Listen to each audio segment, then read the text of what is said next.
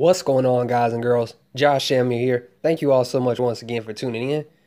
To my new subscribers that have subscribed to me in enormous numbers over the past couple of weeks, thank you all so much for doing so. Thank you all to the people that have left comments in also enormous numbers over the past couple of weeks. And as always, to my returning friends and returning subs, thank you for your support as well. I appreciate all the support. And without any further ado, let's get right into it.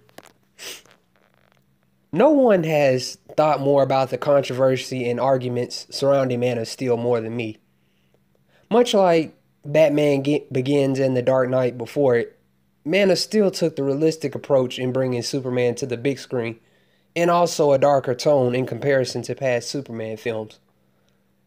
What interests me about the common criticisms of Man of Steel isn't so much that they are criticisms. It's more so the fact that a lot of these critiques make little to absolutely no sense. And some of these so-called complaints are things that are seen in other superhero films as well. Starting with the complaint of there's too much destruction. Zack Snyder has been called many things, and many things have been said about his films. But one area where the name-calling actually ceases and most can actually agree is that visually and in terms of action, his films are always on point. And when I first watched 300 back around 2007, 2008, can't really remember, that is one aspect of that particular film that caused me to do more research on just who the hell Zack Snyder was at the time. But in case we need reminding, ladies and gentlemen, it's important to remember that Man of Steel isn't just a superhero film. It is an action film, something that I feel is severely lacking in Superman Returns. And when you have a director who can also do visuals very well, naturally, the action sequences are going to be intense. And that is part of the beauty of Zack's visuals that involve action. He always puts the viewer right in the fight.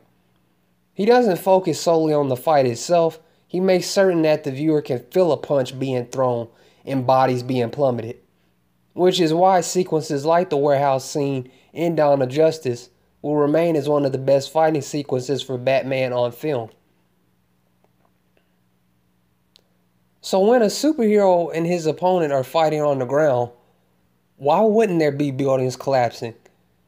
If someone threatens my mom and I have abilities like Superman, you best believe I'm going to be trying to tear his head off. And if some buildings have to be busted up, well, sorry.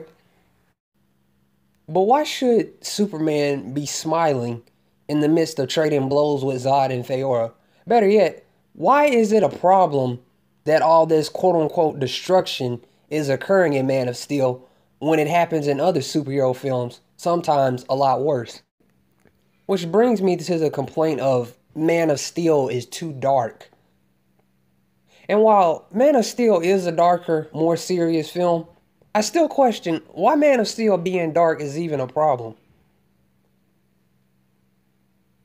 Why is Man of Steel choosing to have a realistic take suddenly an issue? Why is it that Superman isn't allowed to have problems or question the world around him? Because as I've highlighted in several videos that I've done in the past, I feel that we often forget that superheroes do and can have problems. Because we tend to focus so much on the idea that being a superhero is fun, worryless, and without conflict. Because let's face it, having superpowers is something that everyone has thought of at some point. And Man of Steel challenges that. Man of Steel realistically shows how being a superhero would actually be. But we somehow think Superman should be perfection, just flawless. And part of this is due to the fact that most of the casual audience aren't all comic readers. And some are so used to seeing lighter, less serious themes and tones in superhero films. The fact of the matter is, Superman isn't just a PG character. And realistically speaking, if heroes and villains like, for example, a Superman or a Batman, or like a Lex Luthor or a Joker were to exist, I'm fairly certain that none of the scenarios we bear witness to would be lighthearted or sweet. Zod planning to destroy the Earth to rebuild Krypton isn't something that was meant to be taken lightly, nor should it have been. And maybe it's just me personally, but I like how Man of Steel challenges most of everything we're used to seeing in most superhero films. And as I said in my Man of Steel 2 video, I look at Man of Steel as a lesson. There's a lot of tough choices that Clark has to make, not just as Superman, but as a man himself.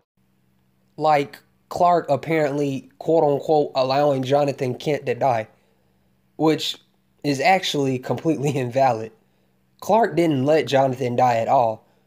The simple fact of the matter is, Jonathan sacrificed himself, which is a big difference.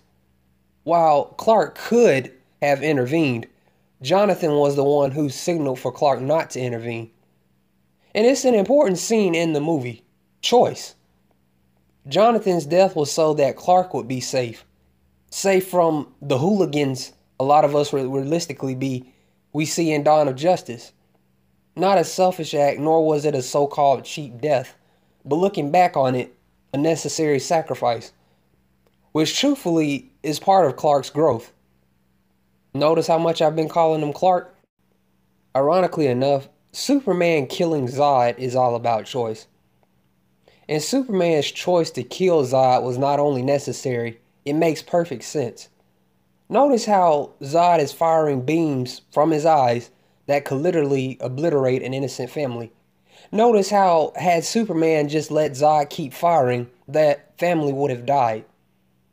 And for the past 5 years, nothing about this scene has changed.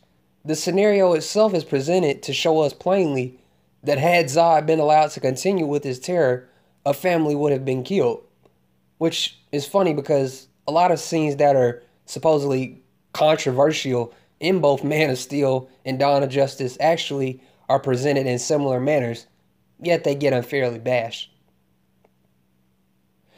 And to me, Superman choosing to snap Zod's neck makes more sense than, say, Superman flying up in the air with Zod or punching Zod out of the way, both of which would have caused more destruction.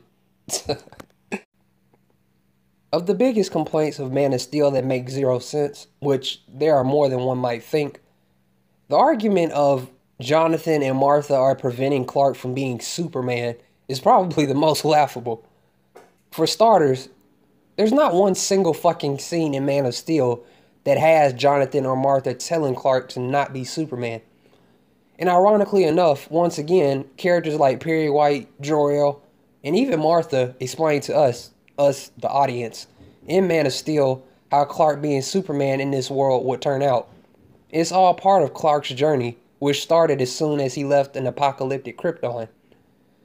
The problem isn't so much that Clark has powers that the world doesn't need to know about. It's more about Clark having powers and the world not being ready for a guy like Kal-El. Not just Smallville, Kansas, but the world itself. There's a post on Reddit that I ended up stumbling across thanks to a gentleman by the name of the Bat Skeptics.